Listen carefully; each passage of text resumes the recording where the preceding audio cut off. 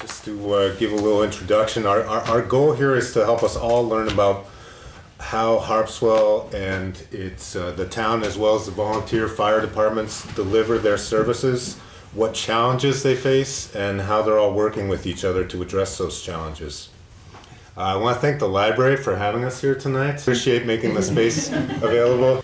Thank you, Anne. Welcome to our panel about the future of fire and rescue in Harpswell. Our goal here is to help us all learn about how Harpswell and the town, as well as the volunteer fire departments, deliver their services, what challenges they face, and how they're all working with each other to address those challenges. Thank you to all the panelists for making time to be here tonight. Thank you to all of you for coming out. A little bit about the format. I'm going to ask questions here for the beginning portion, and then we'll open it up for audience questions. So hold on to those, you will have an opportunity. And now to introduce our panelists. Benjamin Wallace Jr. at the far side is Chief of the Cundies Harbor Volunteer Fire Department and the Orrs and Bailey Islands Fire Department. He's been a volunteer firefighter here in town for almost 35 years. Also serves as a full-time officer, a lieutenant for the Portland Fire Department. Been doing that for 27 years. Sean Hall, to my left, is the Assistant Chief for the Orrs and Bailey Islands Fire Department. He's a full-time firefighter with the town and an emergency medical technician. Sean co-founded Harpswell's Fire and Rescue Accession Program, which recruits young firefighters, and he trains new EMTs as a community college instructor. He's a former science teacher and training officer for a federal law enforcement agency. Craig Anderson has more than 20 years of experience in journalism. He worked at the Portland Press Herald from 2013 to 22, the Arizona Republic from 2018 to 2013, and the East Valley Arizona Tribune from 2002 to 2008. His work has earned national recognition, including the Society of Professional Journalists Sigma Delta Chi Award. And Craig, most importantly here tonight, as a reporter for the Harpswell Anchor. Jeff Good is a veteran newspaper reporter and editor. Jeff here, second to my left, who won the Pulitzer Prize in editorial writing, has written 2 nonfiction books, Poison Mind and Healers, Inventors, and Entrepreneurs, both of which are available here at this fine library. And he currently works as editorial director for Acceleration Academies, a national network of high school dropout re-engagement programs. He and his wife, Diana, live year-round on Orrs Island. Thank you for being here, Diana. To all of you, I'm going to direct questions to each one of you individually, but please jump in anytime if you have something to add. So we'll start with Chief Wallace. What is your biggest challenge as Chief of the volunteer departments for Cundies Harbor and for the islands? And how are all 3 volunteer departments working with each other and the town to address that challenge? So I'm going to keep my answers succinct, but it's not because I can't rattle on all night about this. I think the biggest challenge we have is making sure that we have enough well-qualified responders at any given time of the day or night, or year for that matter, because we have folks that live here in the summer and work really hard and go away for the winter. I would consider that our biggest challenge. Every year we try to do something new. Right now we're working on combining our online training system so that we're all using the same system. But we do try to train as much together as we can, and the fact is none of the 3 departments can go on without the other 2, so we rely on each other. One of the images that comes to mind is a 3-legged stool can't stand without one of its legs. I would agree with Chief Wallace that having not just volunteers, but having trained volunteers who are able to perform the duties incumbent with a position without endangering themselves or others, and having enough of them in the year-round thing is definitely a factor. So I'll address the next question to Craig. In writing your piece, Harpswell Fire and Rescue Departments Gaze into an Uncertain Future, what were the challenges that were universal among the volunteer department leaders and town officials that you interviewed? Do they share the same challenges and similar ideas about solutions? I would say definitely this is a universal problem. It's not just a problem in Harpswell. I mean, I'm sure the degree of the problem varies in different places, but everyone I talked to at least a half a dozen fire chiefs in Maine, and I talked to state and national volunteer firefighter organizations, and they all said the same thing, that we have really dedicated, devoted, hardworking volunteers, but they're getting older and there just aren't as many young people coming up to take their place when they retire out. As far as how they're solving those problems, I think it's, again, there's just not, and you guys can correct me if I'm wrong, but it just seems like there's not that many things you can do other than hire some people, because you need that personnel, right? So if you've got access to volunteers, that's obviously preferable. The woman I spoke to from the National Volunteer Firefighters Association said that communities save $47 billion a year because of volunteers. They really help communities save money, but there was a wave of professionalization that happened, like, I think, and again, I could be a little off on this, but it seemed like it was maybe around the mid-90s to mid-2000s era, like where some of the larger communities made that transition to career firefighters and EMTs to varying extents, right? Because you don't have to convert 100%. You can hire as many people as you need to function properly. But there was kind of a big wave of that in larger communities, but now it's the smaller communities still going through this prolonged period of transition. And it may be a period of transition that doesn't end. It's not that one day we're just going to be all career. Again, you guys would know better than me, but the sense that I got was that this is more about just making sure that you have enough personnel, especially during key times of the week, days and times, to make sure that you have people to respond to whatever is going to happen. And so, yeah, hiring is the big one, but they also talked about technology, and I know you guys are implementing some new technologies as well. The chief that I talked to in Waterville, they're really into using technology to make things more efficient. They have a computer-aided dispatch system that saves on personnel. They use drones to help find lost people or people in trouble, people who need rescue. And those things are helpful, but they're not cure-all. You still need people. So that is definitely a big problem everywhere. Thank you, Craig. Anyone else? One of the points you talked about, a transition from volunteer to professional. And a lot of folks don't know, if they're not familiar with volunteer fire departments, and we're required to have the same training, the same certifications and everything else. The sort of encroachment of these criteria that are designed to keep us safe and make us more professional have also made it a little more onerous to keep up with all of the training requirements, the records management, all the continuing education that required for relicensure and certification. So I think that has discouraged a lot of folks that had volunteered in the past. I've heard more than one person say, I don't have the time or the interest in doing everything I need to do to be able to respond. So. Yeah, and that sounds like it's a problem in a lot of places where the training is offered when it's offered, and the requirements, as you said, have gone way up. Like the number of hours of training that you need has gone up exponentially over the last 50 years or whatever. I think one of the things that the Volunteer Association talked about was finding ways to make that training more accessible, offering it at different locations and times and things that can accommodate people's schedules. But I'm not really that familiar with the picture in Maine of like how flexible that is, or... The requirements aren't bendable, but with technology, a lot of online stuff. Chief Wallace has done a really good job about getting us more digital training, and so we can do a lot of the training individually, asynchronously. We're not having to carve out a night, take the training in little pieces, and that's sort of the initiative he was talking about earlier with the 3 departments, getting everybody on the same software suite that we can manage records and schedule training and keep track of things. It is hard to find in-person classes a lot of times, and there have been a number that I've signed up for that have been canceled because of insufficient enrollment. The biggest challenge has been the inability to get seats in EMT classes. We've had a real challenge with that. For instance, Cundy's Harbor had, I think, 6 or 7 folks that all fill out an application last fall. They showed up at the first meeting and they said, who here wants to take an EMT class? They all raised their hand. But we were only able to get one person into a class because the seats weren't available. Yeah. That's a challenge. And the other side of the equation is, if you don't engage them quickly, we know that we lose them.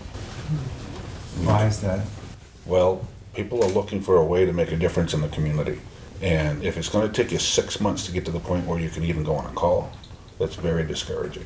When I got started in 1990, I got started because the siren went off at the station out in front of my house.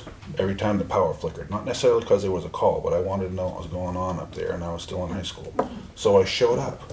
That's how we got started. There were no applications, there were no background checks, none of that. It's all gone by the wayside now. We've been forced to. The next big challenge is coming down the horizon at us. The new OSHA regulation. It's just hard to even get your head around some of these regulations that they've proposed. They might not ever get adopted. Some of them may get adopted. All of them may get adopted. We don't know. The hard part about it is with this push to bring everybody to the same level, that these little small volunteer fire departments have a hard time managing to do the amount of training required to maintain an effective firefighting force that way. So what's an example of one of the OSHA regulations that's in play? They're proposing to adopt a number of national standards that are published by NFPA, National Fire Protection Association. And some of those we already use. So there's a standard for minimum qualifications for interior firefighter, right? Level 1 and level 2. We do that already now. We've been doing that for a number of years. But they're also talking about adopting a requirement for officers to have officer training that goes above and beyond that. So I've had my Officer 1 and 2 certification for 15 or 20 years. I don't have any other officers that have that certification. And if they move through the standard, then as chief I would have to have what they call level 4. That level of training is not even available in the state of Maine. Program doesn't exist. Just like level 3, Assistant Chief Hall would have to have level 3 as second in command. The program doesn't exist in the state of Maine. So there are a lot of challenges similar to that. Right now, we gripe about the amount of effort it takes to get somebody qualified to be an emergency vehicle operator, which is a 2-day course. If they adopt the NFPA standard for that training, it's going to be a lot more training involved. You're going to have to get certified on individual operations for every different type of truck you're going to operate. More than just take a pump class, take a driver class, and you're done. You have to get certified on a lot of different functions, and that training doesn't exist in the state of Maine. Those are the next thing over the horizon that is going to be the thing we've got to overcome. I will say this, the use of the word professional is a tricky word to use in our in the fire service. And I'll say it this way because you don't see volunteer police officers, right? Mm-hmm. Nobody takes offense if you say, well, this police officer was a professional, right? Well, you expect all your police officers to be professional. In the fire service, you expect all your firefighters to be professional. But we've got to be careful in the way we use it. If we say Assistant Chief Hall is a professional firefighter because he gets paid, well, as a volunteer, he should also be a professional. There's two different definitions to that. So I have an expectation of my folks, that whether they're paid or not, that they behave and they perform in a professional manner. And that's part of what's come out of all of these mandates that have come from the state and the federal level. It makes it a real challenge for small departments, a huge challenge. So, and we have to duplicate everything we do times 3. And that's why we work on these things like Target Solutions, the online training portal, to try to reduce the amount of burden there by doing it once, but there's still a long ways to go. Jeff, your article for the special report documents rising response times for ambulances throughout Harpswell. How did you gather the data for that story? Were departments aware of that trend? And what factors did you find that might lessen the concerns about ambulance response times? Interestingly enough, when we moved to Harpswell in 2021, we bought a place on Orr's Island, and our very first weekend in town, Diana woke me up at like 3 a.m. and said, Jeff, wake up, the house next door is on fire. And I looked out the window, and sure enough, the back of the house was on fire. And even before I even became fully awake, the fire department was there, with the turning the hoses on the house and getting the fire under control really quickly. It was incredibly impressive. And that's what everybody wants, right? Is when there's an emergency, when you call 911, folks can get there as quickly as possible. And so when JW and Doug invited me to maybe contribute to this special report on emergency services in Harpswell, I thought, well, what is the question that most people want to know the answer to? Well, if I dial 911, how quickly are they going to get here and help me out? And given that most of the 911 calls in town are for medical emergencies, I thought it would be interesting to take a look at what the EMS response times were. So I reached out to the chiefs. It just so happened that Chief Wallace had last year done a 3-year study of response times for the three departments in town and to compare them with the response times for the paramedic fly car. Correct me if I'm wrong, Chief, but I think you made it clear to me that this wasn't sort of doing response times for the sake of just response times. It was really with an eye to informing the conversation about the benefits potentially of having a central location, right, from which... Yeah, it was basically, it was a look at location. Right. Response location. Right. So I was intrigued because he found that the response times for ambulances ranged from a little over 17 minutes to a little over 19 minutes, depending on which department. And that consistently the fly car carrying the paramedics was arriving 4 to 6 minutes faster than the ambulances were, which is a key factor and one that we tried to stress in our report. That was really interesting in itself. But I thought if this transition that we're talking about with volunteer fire departments and the mix of volunteer and paid professional responders, it has been unfolding over more than a 3-year period. So I thought, wouldn't it be interesting to take a look at what the response times were over a longer period of time? So the state EMS office keeps that kind of data. So every time there's a run, there's a report submitted to the state. And from that, they're able to calculate the response times. So I went to the state and I said, well, can you go back to 2010, coming all the way forward into 2024? We were able to get data through the end of May of 24. And what are the response times? And while you're at it, can you give me the response times for all the other volunteer fire departments in the state so that there's at least some kind of a comparison? Now, I'll say before these guys do, that it's not an apples to apples comparison, right? Harpswell is very different than other communities that are served by volunteer fire departments. You've got, 220 or so miles of coastline. It's chopped up into a bunch of different peninsulas and islands, and it takes a long time to get from here to there. Chief Mercier said geography is really what does us in here. So I wasn't thinking that you could take Harpswell's response times and compare it to pick the name of the town, which is very different geographically. But I thought, at the very least, it can give an idea, right? So what that data showed, and this is reflected in the article, is that the ambulance response times have been slowing over the last 8 years or so. In 2016, the median response time was anywhere between 12 and 13 minutes for the various departments in town. And I picked median rather than average because median tends to kind of throw out some of the extreme numbers on either end. The average number actually are higher than the median, so I thought that was a more representative statistic.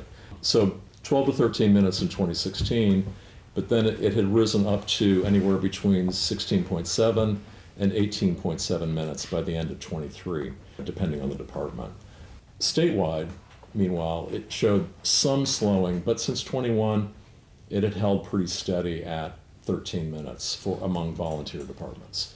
Not Brunswick, not cities that have, that have a very different sort of demand. So what are some of the factors? There's a dramatic rise in call volume over the years. I mean, it's doubled or even more than doubled. So you guys, even as all of you are facing a challenge in recruiting new volunteers, you're having to deal with dramatically increased call volume. So that's a huge factor. As you've been discussing, a shrinking number of volunteers. And then also, as people are aging at home, the number of fall calls, calls in which there's not a life-threatening emergency, but somebody has fallen and needs help getting up, has really grown dramatically. Last year in Harpswell Neck, fully 25% of the EMS calls were for falls. And one of the things that the first responders are telling me is that means that they're going to go more slowly to those calls, right? Because it's not a life-threatening emergency. But what could be an emergency is if, by going at high speed with sirens and lights going, you create an increased risk of some other kind of accident happening along the way. So all of those are factors. JW asked, what's the bright spot here? If somebody who doesn't know as much as most of the people in this room do about this topic looked at the chart and saw, whoa, slowing response time, should we be worried? Well, an answer to that is, well, actually, we have a team of paramedics and of paid firefighter EMTs on duty here in town, and a lot of times they're able to get to the scene, to the emergency more quickly than the ambulance does. So there's, that kind of life-saving help arrives at the door that much sooner. So, yeah, that's kind of the overview. Go ahead. So, you did mention a bunch of factors, and thank you for, the call acuity. We get determinant codes with calls, and an alpha level being one of the lower ones, and as we do have the aging population, so that has definitely been a factor. But I think looking at the fly car and the ambulance response time is to some degree a flawed comparison, because we're talking about essentially a police chassis vehicle with a pursuit engine in it, that the individual who's responsible for its operation is either in it or sleeping 15 feet away from it, where we will get pretones and tones with a determinant code of, do I have time to put on both socks, or do I need to get up there right now? And so we have travel time from our homes to the station, and there are also a number of instances with higher acuity calls where responders recognize the address or the street name, and they will go direct to scene. Many of us carry aid bags with us and are able to offer immediate aid to those folks while the ambulance is still en route. And I spoke with Chief Wallace about this recently, and wondering, because how data sets are, and can manipulate those data and look at different aspects of it. And I'd hope to be able to look at the number of people going direct, what the response time was for that. And apparently there's not a way to parse that information out from the dispatch records. But so the increased response times, I think, are largely attributable to those factors you mentioned, the aging population and the fewer volunteers. But there are those occasions where we have people on scene first, sometimes with only one sock on, and rendering aid. So it's all kind of based on acuity and the need of the patient. For Chief Wallace, is it a priority for departments to reduce those response times, or do you feel that ambulances are arriving when they can and when they should? How does the paramedic service affect how your ambulances operate? And lastly, I'll give you a three-part question. Three-part. I'll try to remember the last. He's up in the difficulty now. Are there other methods for measuring effectiveness that response times alone don't capture? Well, I'm always going to say there's always room for improvement, but like everything else, it depends. And it depends. Chief Hall said this about 3 minutes ago now. It depends on the circumstances. If we're going on lift assist and it's reported no injury, then we're going to respond differently than if it comes in as somebody in cardiac arrest. Just clearly, you can't compare the two. We get that information on the initial dispatch. If it's the alpha level call he was talking about, then most likely we're going to have a crew. The full crew is going to go to the station. They're going to get in the ambulance. They're going to respond with the flow of traffic, no lights, no siren. If somebody's in cardiac arrest, and as long as we get a driver to go grab the ambulance, and maybe it's that way, and rather than go the wrong way first, then Chief Hall is going to go down there and start doing chest compression. So it depends. One of the things they used to teach in EVOC, and it's been many years since I've taken EVOC, is arrive alive. And that's not just about our responders, it's about the motoring public. So we have to be very careful in the way in which we respond. We cannot possibly hope to explain to somebody why a loved one did not come home because they ran into one of our responders operating a vehicle faster than they should have. That would be my partial answer to the first one. When I went through my first EMS class, they used to teach us about the golden hour, and they used to teach us about basically sick or not sick. I think sick or not sick is what they use in class now, right? Sick or not. You look at your patient when you get there, how quickly does this patient need to make it to a definitive hospital, right? And so that's the training around that. If it's a lift assist, we get pretty decent information about that. Then in general, we know we don't have to scoot like that and take any risks. If we get there, or it comes across as cardiac arrest or difficulty breathing or any of those things, then we get that information up front. And I'm not saying the information is 100%, 100% of the time, but it's pretty high quality information as long as the person is willing to stay on the phone with a 911 operator and answer the questions they're given. About 10% of people don't, they hang up.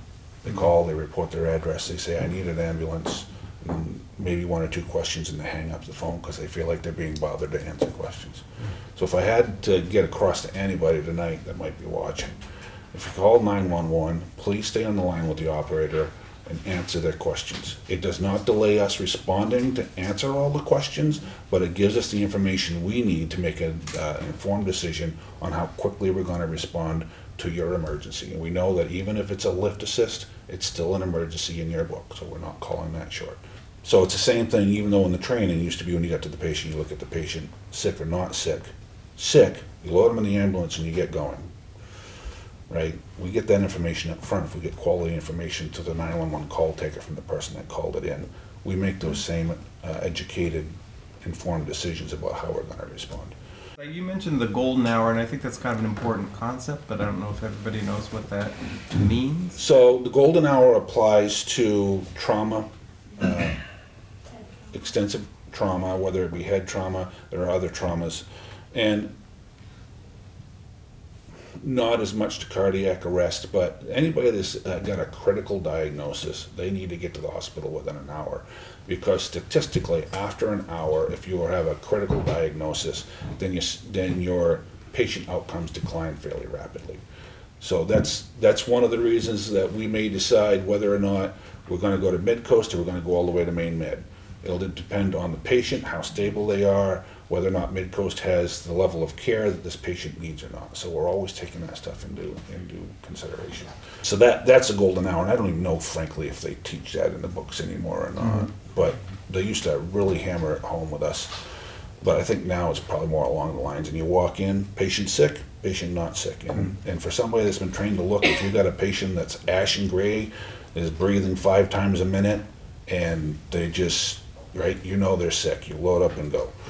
It's a little bit more complicated on the dispatch, but like I said, as long as people answer the dispatcher correctly and completely, we get really good quality information up front that we can make that judgment on.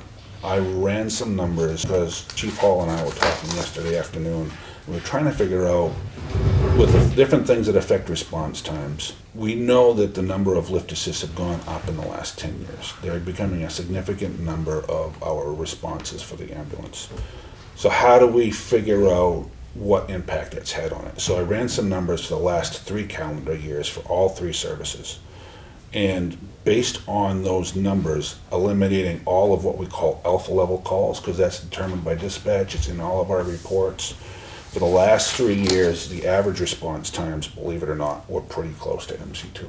So Cundies Harbor's average response time to a non-alpha level call, so that'd be anything more serious than that, 13 minutes and 6 seconds. Harpswell Neck was 13 minutes and 52 seconds, and Orrs and Bailey Island was 11 minutes and 10 seconds. So those are, alpha tend to be the people that most of them don't get transported at all. They don't need to be transported. Anything above that, where it's more likely you're going to get transported, the response times come down dramatically based on that data. And if I just might interject, I don't know if you're familiar with, you're talking about Alpha and Bravo and Charlie level codes, and these are based on patient acuity. It's a designation that dispatch will give us based on the information they receive, and that, as Chief Wallace mentioned, kind of informs our decision. So Alpha being the least critical for, let's say, a lift assist, down to Echo using the phonetic alphabet for a cardiac arrest, let's say, and then sort of like how the valves have sometimes Y, we have sometimes Omega, which is like if you get there next Tuesday, it's okay. So the further down the alphabet you go, the greater the acuity, and the dispatch refers to these as determinant codes. So it kind of informs us as to either when we're leaving our house or when we're driving the ambulance to the scene, what kind of speed we need to engage in. Even a fall with an injury, right? Even though it's still a fall, if it comes as an injury, that's not considered an alpha level fall. That'll get bumped up to one of the higher acuity levels. So alpha is basically somebody needs a lift assist and they're not injured. We've verified from the caller they're not actually injured. They just need help. transferring, sometimes just getting in the house from a doctor's appointment, which we prefer not to do that because then we're tied up if there's another medical call. But we have been known to do that when it was necessary. So those numbers that you came up with were for what period of time? The last 3 calendar years, Okay. which is about as far back as I go. Maine EMS has changed the reporting system a few times over the last 15, 16 years. And so the data isn't always available to me, but our data that we have in the MeFIR system, that's what I can pull from. So in the more serious category of calls, it sounds like the ambulances and the paramedics are arriving at about the same time, within. On average, On average. right? So Yeah. I'll give you a for instance. If there's a call, I want to say for Cundy Sarber's ambulance, and it's north of Weber's Construction, then I can be pretty confident that MC2 is going to, the paramedic's going to arrive before the ambulance is. Statistically, they're going to arrive first. Even though it looks like the difference in time is less than the other 2 services, the reason for that is because the station at Cundy Harbor is so far out on the end, right? Whereas down here, the paramedic oftentimes will be going by the Orrs Island station, the ambulance and the Orrs Island station, almost the very same time I hear Rescue 3 going en route, if it's south. If it's north, most likely they're gonna get there before the ambulance. But the times we're tracking for response times are the vehicle, either the ambulance or the paramedic fly a car. We're not tracking when Chief Hall gets there first because he went direct. We don't have the ability to do that. Dispatch does that, and sometimes it may be the sheriff that gets there first. So we can't tell that number represents an EMS provider or a deputy sheriff or the harbor master. For all we know, we don't have that we don't have that control over the data. Yeah, my name is Nick Venuso. So I'm a municipal firefighter for Brunswick, and I'm a municipal firefighter for the town of Harpswell. Firefighter EMT. I've been volunteering here for 3 years, so I'm not necessarily new to the scene, but I'm learning how to do this at the career level. Because the fly car comes with us, we don't roll sometimes until we get a second driver. We need to roll usually with a primary driver, secondary driver, and EMT. You know, that's our standard operating procedure. Yeah. And if you have a higher acuity call, like cardiac arrest, if you got another provider, 10, 30 seconds down the road, you might want to have them come too. So it's all about staffing for what type of incident you have. And like I said, when you have a fly car, we don't want to leave the fly car on scene, so we want to make sure we have a second driver to come with us. Yeah. Ideally, we're making patient contact a lot quicker than most times, I think. And I see, I leave in Brunswick, with one other person. And down here, we have a different set of challenges. Sometimes we do have a lot of cross-trained individuals, but if there's a call on Bailey Island or somewhere where I live, I know that I'm going to get there a lot quicker, make patient contact. I can start treating that patient with things that I have. And I think that, I dispatch, I communicate to the ambulance, what I need. And I can tell them to, slow down, go code 1. I have a patient who's stable now, or I can tell them we need additional resources. So I just think that information needs to get out there because MC2 does change the way we do things quite a bit. Having a full-time paramedic, that does change your operations quite a bit. But when I'm in Brunswick, I'm usually running with one other person. And down here, knowing that I have other providers, sometimes I want them. Because if I have a high acuity call and I know I'm going to be doing compressions, if I can get 3 or 4 other people, that improves the quality of the outcome for the patient, even just getting there a little bit later. But I just want to say that. Yeah, I'll just add, so everyone's familiar with the terminology. You might hear some of the fire folks referring to MC2 or the fly car, and so everyone understands that's an SUV that's stationed in the garage on Mountain Road next to the transfer station that is staffed by a paramedic from Midcoast Hospital that is contracted by the town to run that service. Just so we're all on the same page. That's a 24/7 operation, is it not? Yeah. So the question was, how does the paramedic service affect how your ambulance crews operate? Do you want to add to that response? It has an impact in a lot of different ways. First of all, it's my personal opinion that if you're a new EMT just coming straight out of class, it's awful good to know that you have a really seasoned, experienced paramedic right there.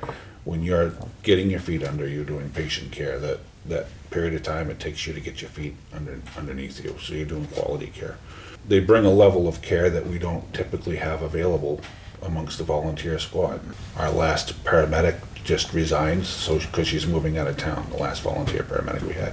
It used to be we had to wait for an ambulance to come down from Brunswick if we needed a paramedic for cardiac arrest, difficulty breathing, any of those high acuity calls. And last I knew, we couldn't even be sure that Brunswick would have a paramedic available any longer to send down to us on an ambulance because they're so busy and for staffing challenges of their own. The other thing is that they can get out the door quicker because they're paid to sit at the ready to go, and our folks are all working or coming from wherever they happen to be. So the half of the response time equation is turnout time, time it takes to get the vehicle on the road, and they cut that down by minutes. So like Nick was saying a few minutes ago, those high acuity calls, we know when they're high acuity by dispatch information, and we'll have folks go direct if it's appropriate for them to go direct. Otherwise, they'll go to the station and respond with the ambulance. There are times, they don't happen very often, but there are times when the ambulance is able to get a driver but does not have an EMS provider available from the volunteer fire department. And in that case, the paramedic is the sole EMS provider that takes care of the patient for that entire call, which is the most critical piece of what they bring to the table. That's the reason why the service was even created, because at the time, Orrs and Bailey Islands didn't have any EMS providers on their entire roster. And so that's when the town signed a contract with the departments. All three departments came to the table on that and said, we need to do something about this. We can't continue to operate that way. It was before I was chief here, but I was chief at Cundy's Harbor, and we were bringing the ambulance from Cundy's Harbor down here for calls all the time. And it's a 20-minute response to get down here. So that's the most important key part of the flag car system, and that's the reason it was created, is to fill those gaps when the volunteers aren't available. Just like the reason why we have per diems during the daytime staff, because people are working and may not be available. And in that case, when the paramedic is the only medical provider, will they go with the ambulance? Will they transport the patient to the hospital with the driver? They almost every time will go to the hospital with a patient. It's very rare that they don't go to the hospital with a patient, even if we have 2 EMTs on the ambulance. And somebody else takes the flag car back? Yeah, that's where the second driver Nick was talking about comes in. Is the goal is to get them turned around because there's only one in town. So as soon as we can get to the hospital and they clear the hospital, get in their flag car, they can take another call, which happens a number of times a year. So the last part of my question was, are there other methods for measuring effectiveness that response times alone are not adequate to capture? So I gave you some numbers a few minutes ago that reflect response times without the high acuity calls, the lift assist no injuries type of calls. I think that would probably be a better measure. But the other thing to keep in mind is it's a complete system. So it's not Cundy's Harbor alone, or it's not OBI alone. When you dial 911, if you're on Oak Ledge Road, you're getting an ambulance from Cundy's Harbor and you're getting a paramedic from the Mountain Road. In that case, the paramedic's probably going to get there first, but you're getting people there, and just because it takes a couple more minutes for Rescue 5 to get there from Cundy's Harbor doesn't mean that you don't have somebody there that's fully equipped to do whatever needs to be done until the ambulance can get there and load the patient up. I'm not sure how else you would measure it, given the data set that we have to work with, but I think removing the alpha level calls is probably the best way to really get an idea of when response times are critical. Somebody who's probably in this room associated with the department sent along to JW and who shared it with us a news story about just in this past week, a group of EMS groups nationwide came together and said, hey, response times is not the only metric. There also have to be some other factors, including effectiveness, right? You mean patient outcome? Patient outcome, that kind of thing. Is that the kind of thing that can be statistically measured, or, I mean, obviously that's an important factor. Time will tell. Maine EMS has decided we're going to start reporting the medical record number and encounter number for every single patient that we transport after a certain date. I think it's within the next 30 days. Sometime in September we're going to start reporting that. And in theory, that we would be able to find out what the patient outcomes were on a patient-by-patient basis. But I don't think we're going to be able to do that on a statistical basis. In the past, I know Portland has done this, and the state does this to some extent. They're very big on cardiac arrest outcomes. This is how we know that cardiac arrest outcomes have gone from 4 to 5% to, if you have fast team approach cardiac arrest care, within 4 to 5 minutes, then you can get it up as high as 14 or 15%. So they measure that at the state level, I believe, but we don't have the ability right now, at least, in order to measure patient outcomes. And patient outcomes is ultimately the one demographic, right, that would be the actual measure of a system. And then the EMS system, right, because we haven't talked, I mean, we've spent a lot of time talking about EMS, but we haven't spent a lot of time talking about fire yet, so. Anyone here have questions for the panel? Greg? Yeah, you mentioned earlier that it seems to be a broad-scale problem about getting younger people to volunteer here in Harpswell, but across the nation. Is there any speculation as to why that's a difficulty? They don't seem to be any less community-oriented or motivated in my experience. Or why aren't they going into these opportunities? One thing that you've all mentioned that I think could be a factor, and correct me if I'm wrong, but the training requirements have changed dramatically from the past, right? So whereas you were able to just take an interest and jump right in, The siren blew and I show up. you can't do that anymore, right? I think, in my mind, when I got started as a volunteer, I never considered it as a career possibility.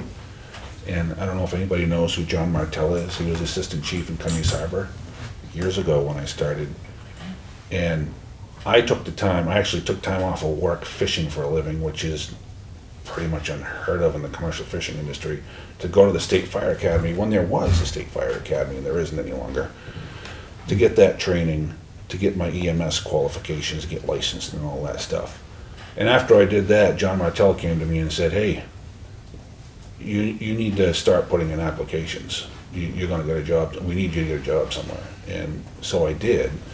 And, you know, some people think of career fire service and volunteer fire service as two different things, but in a lot of ways they're not. They're very symbiotic. And the fact is that if you're a career chief, you recognize that your career firefighters of tomorrow are coming from your volunteers of today. And if you're a volunteer chief, you're thinking, we have something to offer these folks. We'll help them get to where they need to be to make a great career out of this.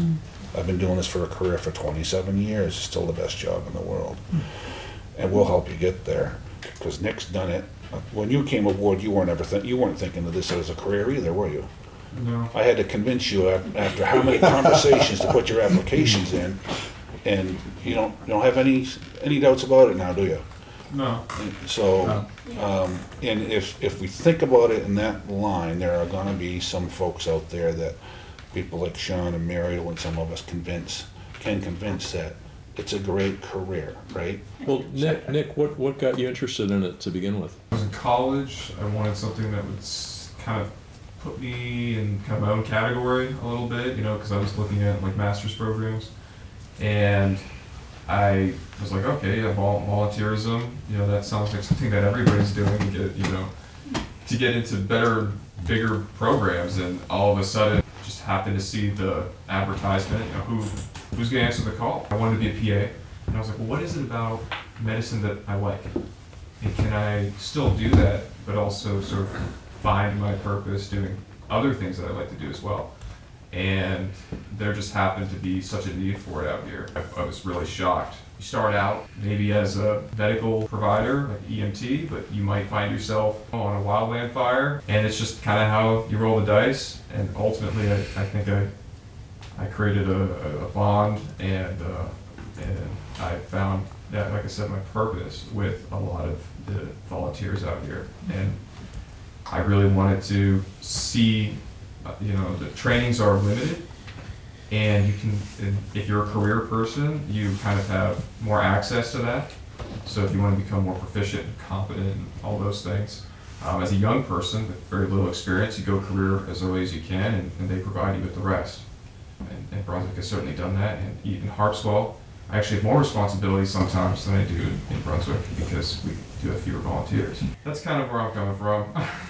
If you enjoy helping your neighbors and you enjoy a good challenge, then the fire service is for you. And if I might add to the recruitment and retention of younger people, as mentioned earlier, we firefighter paramedic Mariel Longley, who's also one of the town employees, Cundy's Harbor, volunteered for a long time in full-time ambulance in Wiscasset. She and I worked together quite a bit, and we were sort of lamenting how we don't have young people in town. So we looked at starting some junior programs. We reached out to the state about an EMT Explorer program. At that point, it was sort of in its nascent stage, and they didn't really have a plan or anything to get us as people. We had young folks in town that had some interest in pursuing fire, and it started out basically as a study group or introducing them to different trainings. And we essentially started a junior program, but just like junior colleges and junior high schools, you know, junior having a negative connotation, we were looking for something a little more catchy. So initially we came up with the Fire and Rescue apprenticeship program, and until someone at the state level said, oh, you have a registered apprenticeship program? So we changed it to Fire and Rescue accession program. So we still have FRAP, which, you know, who doesn't like a FRAP? But That brings out young people better than fraps in high school. that's right. But we've been really fortunate to, you know, we do have some young people in town, and Nick really is sort of the poster child for the FRAP program. If you think of it in terms of like a school year with the training cycle for both fire and EMS, the first year sent one EMT to school, so she got certified, and it was you and Noah, Nick, I think that first year. Second year we sent, and I think 2 people to fire, another Mason got EMT, and then this fall we've got nobody going to fire, but we have 5 members in this group that I'm talking of. It's all membership is open from ages 16 to 30, but most of our folks are 25 or younger. And this fall we have 5 members of the FRAP program going off to EMT class. It's been pretty good, and we meet generally weekly and do different training things, either in fire or EMS.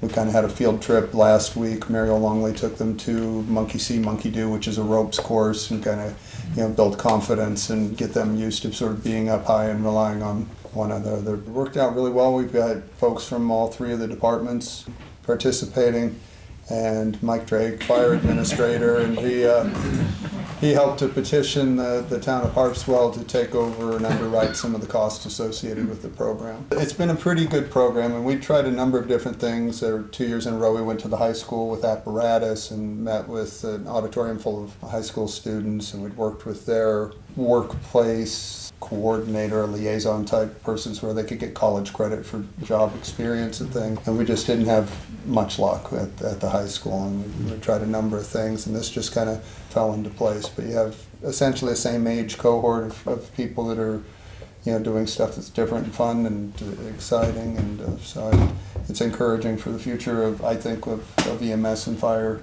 in town. And one of Chief Mercer's members just completed his Fire 1 and 2, got his certifications, and he's in the program. It is possible to get young people. We've been really fortunate in town, and like I said, Nick is kind of the poster child for that. He came to the FRAP program with his EMT already, but really excelled in fire and kind of fills a mentor role now, and a lot of the people in the FRAP group sort of look up to him and say, oh wow, this is what's possible. So it's working out pretty well. You know, I have to say, as we were putting this package of stories together, we realized, oh, we need some photos. And I thought, oh, okay, at OBI on Wednesday night, they're going to be there working on doing an equipment check, and there'll be people there. And so I'm going to go down there and get some photos. And I showed up, and, you know, I've been hearing about all the, you know, the aging volunteer corps. And I'm like, wait, there are all these young people. And I thought, I'm going to interview some of them and see what's going on. And it was really interesting, you know, because they had such energy and such a spirit of community service. And, you know, they're working with people like Cindy and Paul and Phil and others, and learning, and just like sponges, just soaking it in. And so excited about it. So I think you got something going there. Yes, sure, go ahead. There's planning underway for the central fire station building, perhaps. I'm wondering, is that going to have an impact on response times for ambulances, or is that, and you mentioned, we've been talking a lot about EMTs and not about firefighting. Is that more of a focus for that part of the operation, or how would that work? I can't see us building a station that's not flexible enough to do whatever the town needs to do in 50 years. We're going to spend that kind of money. So when you build a garage, it's built big enough to house the biggest fire truck you got, or big enough to house the smallest pickup truck you got, or ambulance. So it all depends on what the staffing model is at the time the decision is made. And who's developing that? I guess, Mike or you? The staffing model? Yeah, how that all, Well, that's continuously in consideration. I mean, it's the reason we have pretty young firefighters, town firefighters to start with, is because Right. we identified an issue. We don't know next year. We might have a bigger issue, we might be in better shape than we are this year. I mean, it's hard to tell. It's really gonna depend on what the town chooses for a staffing model. So, So what would you like to see? Would you like to see a central facility? I think we still have some work to do on that. I don't know what the right answer is. I think, like I said, it comes back to the staffing model. There's a number of things that factor into it. What is the most effective way to deliver service to the town of Harpswell in the most cost-effective manner? And that can be money in facilities, it could be money in personnel, and recruitment. So just like that three-legged stool, any one of those will drive the future of fire and rescue delivery in the town of Harpswell. If for some reason we can't recruit volunteers, then there's only one other pool of responders, either paid or unpaid. If it gets to that point, your hands are tied. Let's hope it doesn't get to that point. But when you start looking at paid staff, is it more cost effective to have them on Mountain Road, or is it more cost effective to have them dispersed in different locations? Are the locations we currently have suitable to have them running out of all three locations in town? What's the cost to upgrade the stations to do that? Those are all things that we have not sat down, the Fire and Rescue Committee, and I shouldn't be talking about this because the town has a policy on what committee members can say, but I will say that we haven't had the conversation where we sit down and actually start adding up numbers and trying to figure out what is the most cost-effective way to deliver the service. We've had conversations in the past, we made some recommendations for the comprehensive plan update, but we haven't actually sat down because we didn't know how much this building was even gonna cost when those recommendations were made. We don't know how much it would cost to upgrade the facilities that we currently have. Because isn't it the case in Cundy's Harbor that there really isn't a place for a professional or a careerist? No, and Cundy's Harbor Station really needs to be replaced. That's no reflection on whether or not a Mountain Road building gets built or not. Until about 3 years ago, we didn't even have a bathroom for the firefighters to use at that station. So Chief Mercier, what do you think? Do you think we should, that the town should build a central station on Mountain Road? Oh, absolutely, no question that we should be moving towards a central station. We currently have the staff. We have the municipal firefighters administrator to move them to that station. You asked a question earlier, what would you do to reduce response times? You reduce response times by eliminating the turnout time, which is the time it takes for the person to get to the station for the apparatus to leave. So you eliminate that by putting people on staff. And we've demonstrated the success of that program numerous times on the fire side already. For example, we had a fire at the Schoolhouse Restaurant on 123. We had firefighters on duty at OBI. I left from the Harpswell Anchor station. Once we arrived at that fire, through the efforts of the municipal firefighters in combination with Harpswell Anchor, we extinguished that fire in 12 minutes. Wow. 12 minutes. That was a result of that response of having people in a station prepared to get in a truck and get to the scene.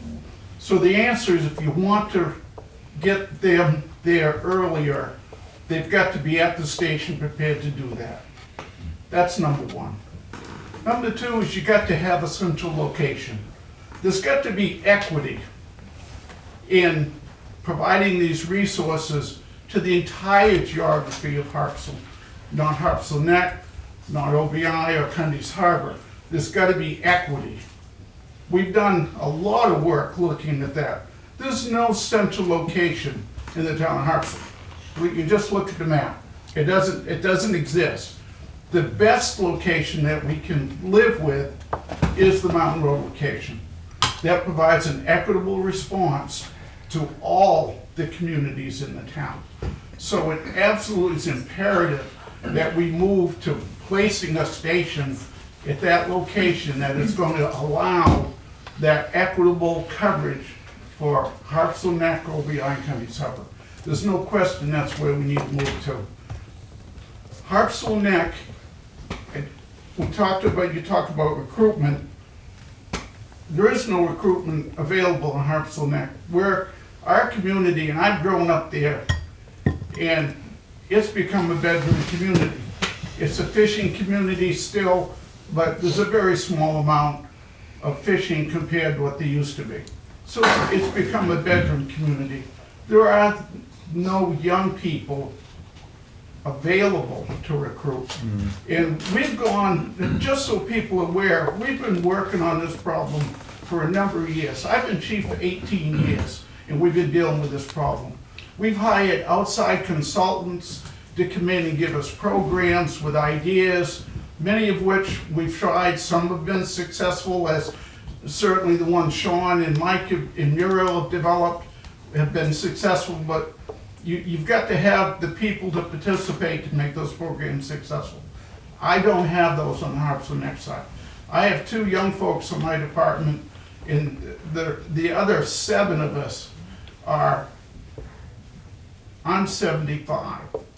My deputy chief is 66. We're not sustainable. You can't keep a department going with firefighters of that age. So the reality is, on our side of town, is there's gonna come a time when there's not gonna be firefighters available for my community. And the only way I can correct that as a chief is to have a centralized location where the response time coming from that location is providing the best service to Harpswell Neck. And that's one of the other reasons I so strongly support moving in that direction. Just like with the paramedic was a very positive thing for us on the EMS side. Paid town staff have been very positive for us on the fire side. We've had a number of structure fires in town that, just due to the station they have to be responding out of, they were close by at hand, and between the 2 paid firefighters and a couple of volunteers showing up on scene almost at identically the same time, they've saved fires that were what we call room and contents. So it's still an appliance or some furniture burning, preventing it from going into the walls, and now it's structural, and now we've lost the building, because the difference between room and contents and structural is all the difference in the world. So they've been a huge help, but again, that system started just like the paramedic system to bolster the volunteer system. It was not started to replace the volunteer system. So and with that commingling, in my opinion, I don't know too many people that would disagree, it's been a fantastic result for us. That kind of raises a question, though. If you build a central facility and you moved more in the direction of paid first responders, is that going to dilute the spirit, the volunteer spirit, the esprit de corps and stuff at OBI, at Cundy's Harbor, maybe at Harpswell Neck? And I'd just be interested. I'm anxious to answer this. Thank you. So, and did I cut you off? Are you okay? Not at all. Okay. And I respect Chief Mercer tremendously. I know he was instrumental in getting the paramedic program going, and I know he's very passionate about a central station because he cares about the future of the town, and I respect that. One question I had for the reporters in the Anchor in doing your research, did you ever look at this lovely report, the Fire and Rescue Services Study? It was commissioned in 2007, published in 2008. Was that part of your research? It's a 223-page document that the town commissioned from a consulting firm to talk about the future of fire and EMS, and here it's chock full of response data. You know, it's a little dated now because of it being done and published in 2008, but it's nice light reading. I was there last night, but I feel that there are other options to a central station. There's something called service demand density, which is based on population centers, and that's determined by the amount of calls are generated within a certain geographical area. There are documents within this report that I'm referencing, and you can find it on the town website. If you go to services, go fire and rescue, and it's the Fire and Rescue Services study. Service demand density is really, this is where most of your calls are. And if you look at, there's some great map overlays, a lot of GIS stuff in there. You look at locations of the current stations, and they are essentially right where the service demand density is. I think geographically, Mountain Road is fairly central, but when we look at response times and historically where those responses have gone, it would increase response times going from Mountain Road to anything south of the existing stations. And the existing stations are where that service demand density is. There are also, within this study, there are response times that were worked out. When the study was done in 2007, 2008, the folks conducting the study, the consulting group, found that any place in town with the present station locations, based on whatever model they used, could be reached within 12 minutes. And Ben talked about turnout time, and that's, you know, the apparatus leaving the barn, not necessarily people going to the barn and leaving it, which to Chief Mercer's point and Chief Wallace's point, you know, we've had some really good saves because we've had people in the building, and those people happen to be on the sides of town where the fires were, and we were able to get there quickly and do knockdown. But I personally have to reject the notion that building a $6 or $7 million building is necessarily going to fix our response problem. I feel that if we spend that much money on a building, and whether it's bonded or whether we raise taxes to do it, it is going to not only be a disincentive to recruitment and retention of volunteers, because they're like, why am I gonna spend my free time when they've got a brand new building with paid people in it? I could see it actually being the death of the volunteer departments. And the way the fire services work with the staffing models that we have in this town and in many towns across the country, the paid staff cannot do the job without the volunteers. And that's something we hear again and again and again. But I think it would be a disincentive to volunteerism. I also feel that taxpayers driving by a brand new facility are going to be disincentivized from making contributions to the volunteer departments. Orrs and Bailey Island currently has an operating budget of over $250,000. The town gives us $75,000 a year, and as a volunteer organization, we're responsible for raising the rest through doing fundraisers and appeals and campaigns. I look at the cost of that building, and I look at the existing stations. When Chief Mercer came to the town years ago and said, you know, this looks like the future, we need to get something in place, and it was great. This is a wonderful program with the paid firefighters, and it has saved property and lives. We've had walk-in patients at the station when we've been there and been able to render medical care immediately because we were on scene. But I can't imagine building this building is going to make things better in town, and I'm happy to meet with everybody and talk about, you know, what I found in the study. And I'm not a statistician or anything like that, but it seemed fairly evident. And there are colors and charts, so it made it easier. But Can I ask a question? This is just going to have to be our last question, so make it a good one. Sorry. Make it a good one. Well, I'll try, but would it make sense to take the money that we're talking about yeah, that's where I'm going, Doug. to buy, Yeah. build a building and hire professional people to put them in the different Well, stations? yes, sir. So here's what I was saying. Yeah, Chief Mercer, when he decided, hey, this is what the future looks like, Orrs and Bailey Island at that time, we did not have the station that we have today. We now have a station where we can sleep 4 firefighters. We've got bunk rooms upstairs. We have a comfortable day room. We have showers for decon. We have 3 working toilets, which Gundy's Harbor, I don't know if you remember, just got one. And we have a full gym, which we try to recruit in January when the resolutionists are like, I'm going to get in shape. So it's like, join the department, get a free gym membership. But understanding that per diems needed to be housed someplace. The membership put in a lot of sweat equity. We got a sprinkler system, so we're in compliance with requirements for having firefighters spend the night there. And we did everything that we needed to do with our existing building to house the per diem people. And Harpswell Neck came along, they did major renovations as well. Unfortunately, they don't have the sleeping quarters or the fire suppression system, the sprinklers. But given this report from that states about service demand density and the existing departments being where the demand and historically where the largest number of calls are, it just makes sense to me to take that money and retrofit these buildings and put the bodies where the need is.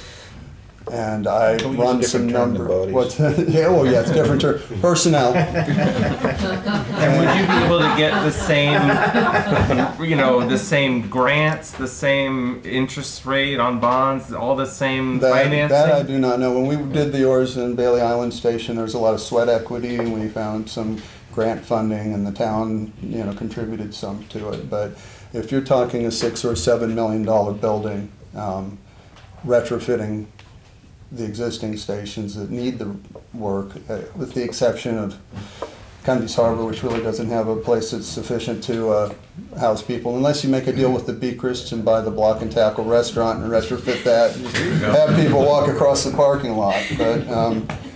But that's my take for what it's worth on a central station. I think it would be a disincentive to volunteers if we've got paid people in a brand new structure. I think it will kill our fundraising base, because why would I donate to that little white building when we've got the brand new building? So I think it would really kind of be the beginning of the end for the volunteers, without whom the career folks and the paid folks in town, they cannot do the work without the volunteers.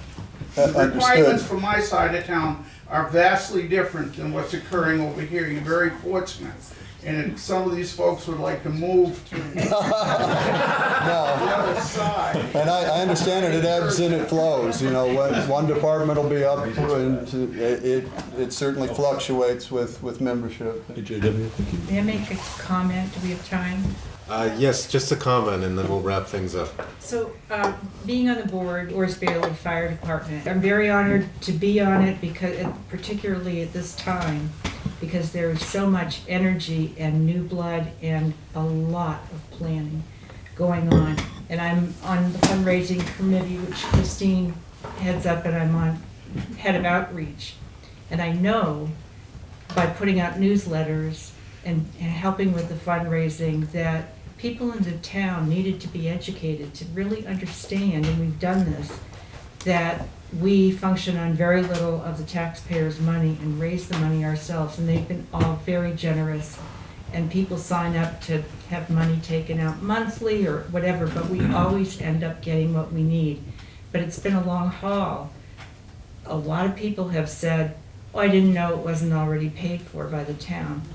So I think, to Sean's point, is that if you have a big station with a lot of, or some paid people, you're going to lose your volunteers, and you're also going to lose a lot of that fundraiser money. And I don't see how it's going to work to build a building to solve a staffing problem. But, and correct me if I'm wrong, Sean, your frat programs, it brings in people from all three sides of Harpswell. It does, and that's why So there are the people, town there are people programs, on the neck and at the harbor and here who are getting excited about it and coming in. And Well, the folks from the neck are Dave's two young people on that side of town now, so we've got both of them from that side of town. 100% recruitment rate. That's right. Yeah, we nailed our demographic over on that side, so it's... All right, well, we're gonna wrap things up here. I want to say thank you again to the library for allowing us to do this here tonight. Thank you to our panelists, and also I want to say thank you to Chief Mercier from Harpswell Net Fire and Rescue, and Fire Administrator Mike Drake from the town, and thank you to everyone who came out. Yeah, thank you for hosting it, and the effort you put in to raise awareness of what we have going on in the town. So. Thanks.